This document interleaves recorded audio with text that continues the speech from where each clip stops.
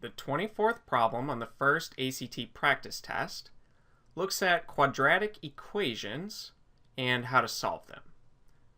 So an artist makes a profit of 500p minus p squared dollars from selling p paintings.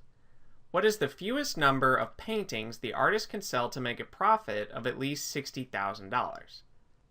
So based off of this first sentence, an artist makes a profit of 500p minus p squared dollars from selling p paintings.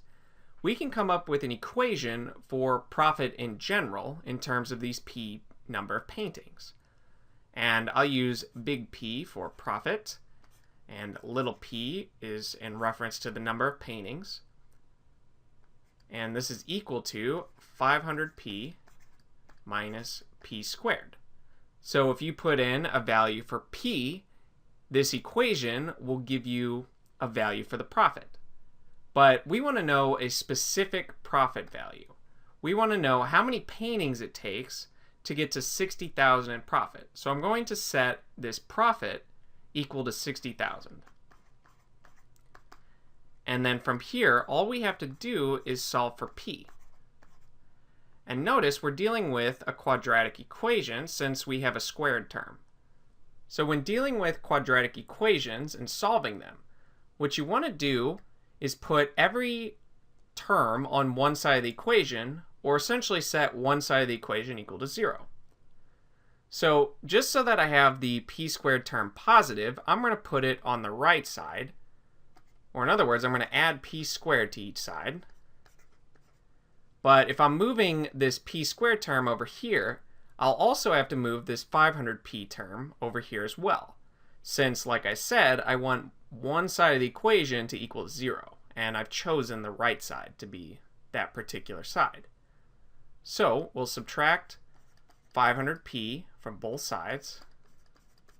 And what we're left with is that p squared minus 500p plus 60,000 is equal to 0.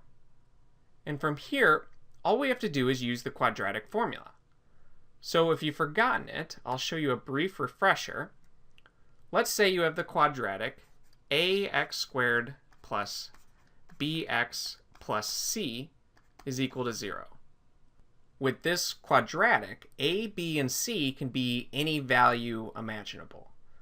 So the way to actually solve this is the quadratic formula, which is x equals minus b plus or minus the square root of b squared minus 4 times a times c, all divided by 2 times a. So in our case, the variable is p. So instead of x, we'd have a p.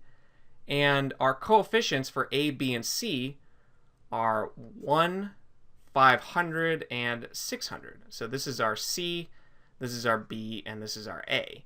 So we just have to plug these values into this quadratic formula and we'll get an answer. So let's do that. So for us, we'll work down here. We have that p is equal to minus b, so minus negative 500, which is just positive 500, plus or minus the square root of this minus 500 squared.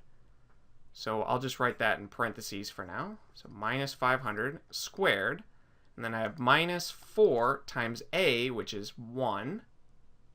So times 1, and times c, which is 60,000.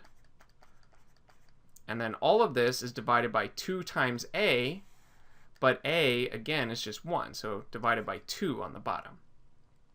Now, the trickiest part of this is just evaluating what's under the square root here. And for this, I would highly recommend using a calculator. So evaluating this expression underneath the radical, or the square root sign, 500 squared is 250,000. And we're subtracting 4 times 1 times 60,000. And what we're left with is 10,000. So p is equal to 500 plus or minus the square root of 10,000, which is 100, all divided by 2. And what we get for a final answer, well, we get two answers. 500 plus 100 would be 600, and then divided by 2 would be 300. So 300 paintings would give us a profit of 60,000.